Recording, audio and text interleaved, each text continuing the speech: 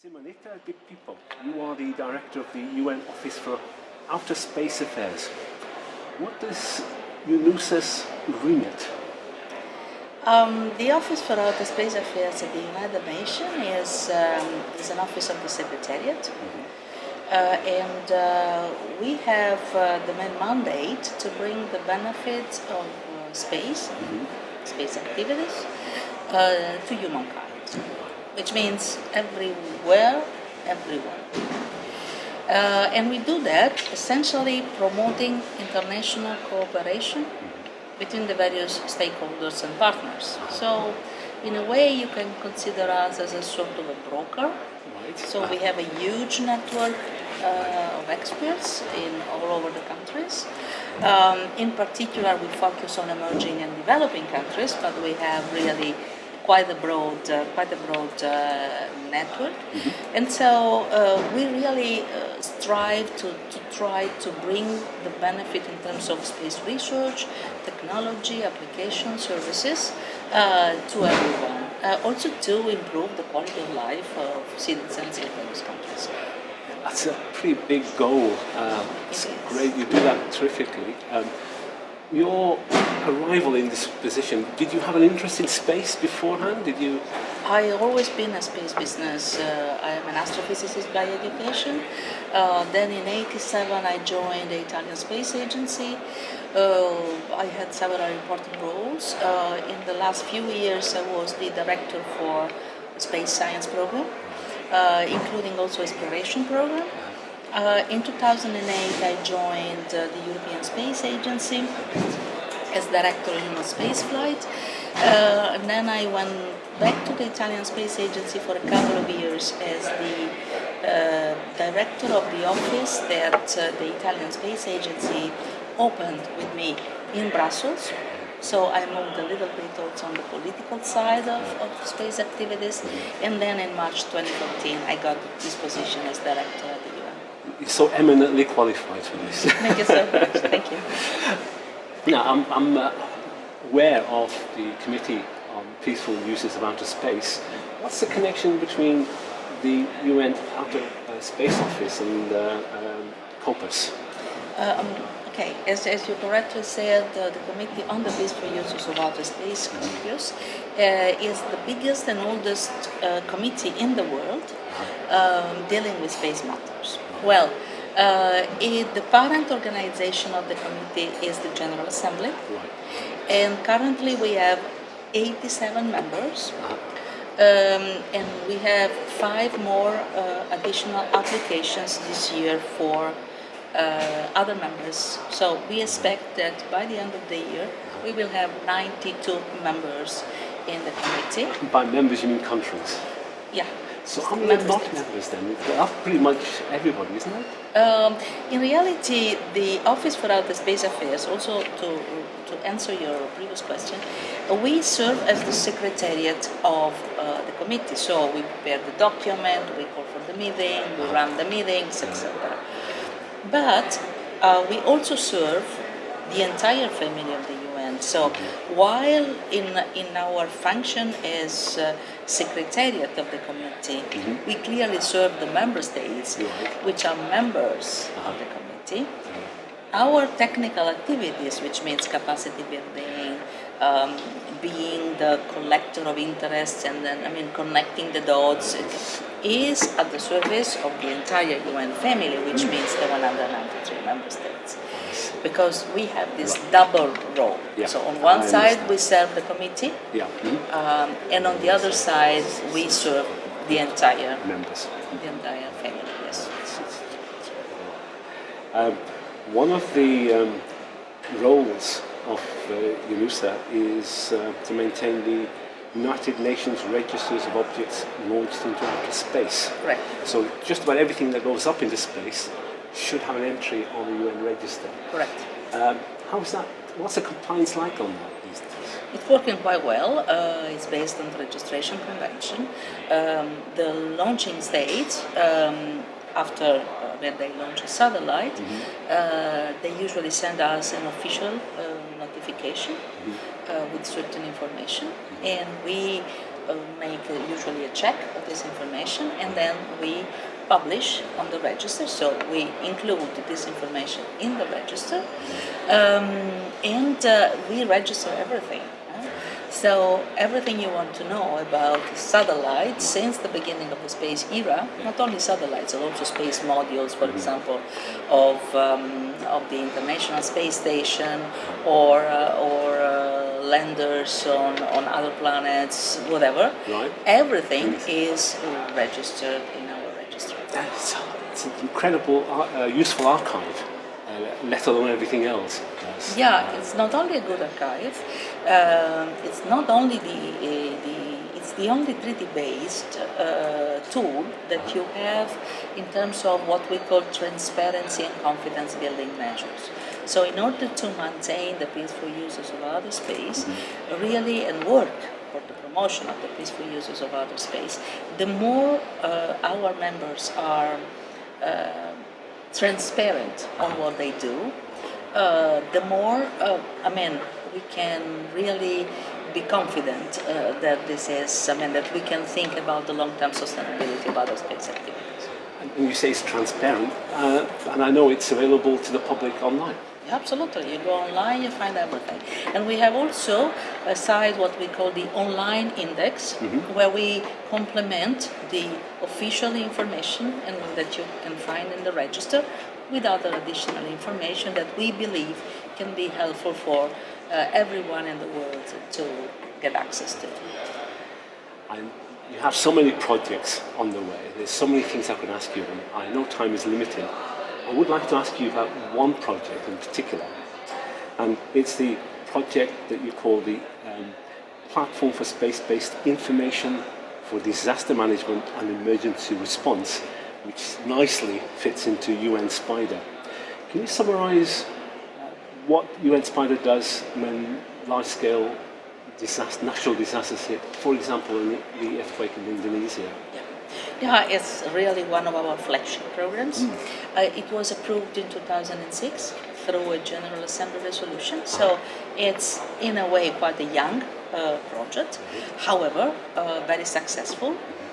Indeed, the main goal is to provide member states, not member states of COPOS, but member states of the UN, so everyone, with space-based data and services to allow them to manage the full disaster cycle and also the emergency response phase. You have to consider that it's true that we have been focusing on natural disasters until now, but the mandate that we have in 2006 resolution of the General Assembly is broader. It doesn't discriminate between natural and human-made disasters. Even if in the first phase, we're building up the project, we decided to focus more on natural disasters. Now, looking at how we can better fulfill also the Sustainable Development Goal, dealing with resilient societies, and also because member states are pushing us in order to really look at resilient societies as one of our priorities, we are now thinking about how to expand the SPIDER project also for us to be able to fulfill 100% the mandate. What we do, we have a knowledge portal that you can consult. There are a lot of information. What we do also, we do a lot of capacity building, training courses, technical advisory missions in countries in need.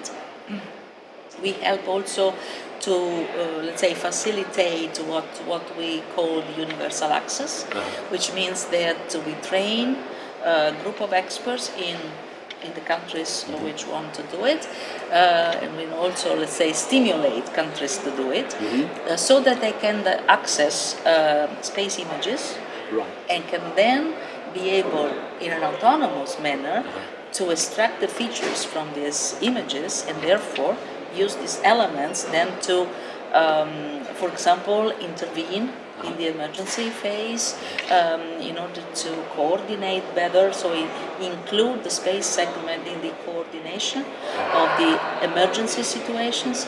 So it's quite interesting also the fact that we've been developing now 22 regional support offices. We have 22 agreements in place with various organizations which are distributed all over the world. These are usually civil protection entities with which we have agreements. So we know that if in a certain region there is an issue, a disaster that we have to intervene, we have also a link with the local let's say entity. Yeah, so we have a very huge network, and even there are other topics like space weather, for example, or also protection of planetary defense in the case of an asteroid potentially impacting the surface of the Earth. We are thinking about using this network that we have of regional support offices eventually to be used also for other potential hazards for the Earth. I didn't realize that it covered so far into planetary protection and space weather. But just coming back to the disaster management, is it fair to think that through this program you can help affected areas get access to space imagery to help them identify where the roads may be blocked, bridges not available, and then they get the aid ways required quickly, as well as perhaps for ongoing weather-related events? This for sure. We can also get access to images of, historical images of the area in case of floods or earthquake or landslides, so that you can make the comparison. We have agreements with the private sector, space agencies in the world, so that we can get access to space images quite quickly. Also because depending on the location of the disaster, then we can get access to through all this network. These agreements we have, we can get access to different satellites looking at the same area, and so we can provide more information to the country in need. And we are growing and growing in this attempt of building a sort of a global space partnership, which can really be used every time we are in need, so that the country is in need. And we can be even quicker, because the more satellite we have, the more images we can have of that region. And so we have more possibilities of a satellite really in the region, covering the region when we are in need. Because satellites are orbiting, so not necessarily are in the right location when we need them. So if we have access to a lot of different space infrastructures, then we can be more and more confident that we can cover just in few hours what the country is in need with. The problem is very often in disasters, in disaster management, in the emergency response, that you need these images very quickly.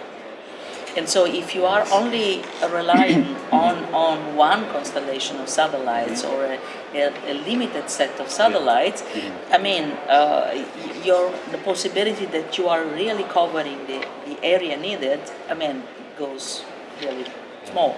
Instead, if you have a lot of satellites and infrastructures, then by definition you have a higher probability to be successful. And that speed of response is so critical at times like this. Absolutely, you save lives.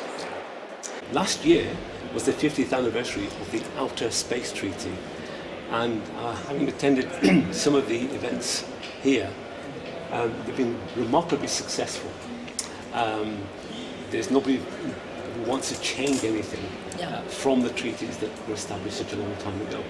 How do you see, what's been a success for the Outer Space Treaty in particular? Why is it still relevant and workable so many years on? There are several reasons. First of all, because I believe they're quite the masterpiece. Yes, that's a really good word. Yes, that's a really good word. The masterpiece in the Outer Space Treaty. It's also true that the committee has been working a lot, also through the legal subcommittee, which is one of the two subcommittees, working a lot also on guidelines, and voluntary commitment. And the fact that we have a mechanism such that member states of the committee take decisions on the basis of consensus. So it takes a bit of time to reach consensus on guidelines, for example. But when they are approved, then they become, even if they're not binding, then member states tend to follow what they agreed by consensus on. So it's really, really a good mechanism because it gives the impression that it takes time, as I said, and instead it's working very well. Clearly, the space sector and all space, let's say the space activities together is different. I mean, everything is different from what it was when we have been created. When the committee and the Office for Outer Space Affairs back in '59 were created. Because in '59 you were the Soviet Union at that time in the United States. No? Now we have more than 70 countries having established a national space program and a national space agency. And you have more and more emerging and developing countries interested in creating space agencies because very often, and we have few examples quite recently, when there is, for example, a university which wants to launch a CubeSat, so a very small satellite, but then the country becomes a launching state, so they have to register satellites. So more and more what is happening is that the space agencies, the new ones, are created because they have to react to something which is already happening. So, and this is, for example, I don't know, the Kenya Space Agency that was created just very recently, and the process has been triggered by a project that we have with JAXA, which is called KiboCube, where we, together with JAXA, the Japanese Space Exploration Agency, they offered free of charge the possibility for a developing country to develop 1 unit CubeSat, so 10 centimeter satellite, to be developed at the cost. The development cost is for the selected team to take care of, but then the launch campaign, the launch itself, the deployment from the space station, and the operations have been offered free of charge by JAXA. Thanks to this collaboration with us. So we did the announcement of opportunity together, and in the first round of this announcement of opportunity, we selected the University of Nairobi. So they started with this satellite, and then the government realized that they had to create a space agency. So in reality, the country started to have to put more attention to space activities, created a space agency because of a 10 centimeter CubeSat. So I'm very proud of this project because it means that even if you could say it's a small drop in the ocean, indeed it triggered a lot of activities and a lot of initiatives in the country. And a lot of the Outer Space Treaty as well explicitly included developing countries. I mean, at that time in the 60s, there's only 2 major space powers. But today, as you said, it's over 70. In addition to that, the increasing number of nations involved, there is now a commercial angle which didn't exist then. How do you see these treaties standing up to the commercial pressures that will be arising in the next few years? What I see is that the commercial sector is really interested in being part of the family and being in the position at least to express their own opinions and their own needs, so that member states and some countries are then supporting them in a proper way. So I don't see any conflict. I just see that there are more stakeholders, and so that's the reason why I'm trying also to create opportunities for the various stakeholders to be together. So space agencies, private sector, academia, NGOs, because we have a lot of non-profit really interested in working in space. So why not put all of them together for discussing? The way I see it, the commercialization and increasing numbers probably require the kind of regulation and controls and rules that the UN has been saying it's required all along. So it's in everybody's interest, including the new commercial space ventures. And in fact, there are a lot of discussions under the umbrella of the Committee on the Peaceful Uses of Outer Space. Just one last thing. This week here at Bremen, we made an announcement jointly with the Chinese Manned Space Agency about how they're making their Chinese space station available for international collaboration. Can you just summarize some of the things that came out of that announcement? With pleasure.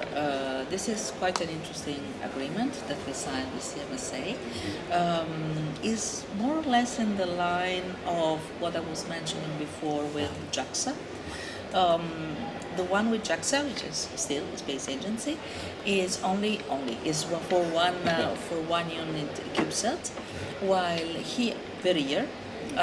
Even if I have to say that the project has been so successful that this year we agreed and JAXA offered the possibility to open up a second opportunity.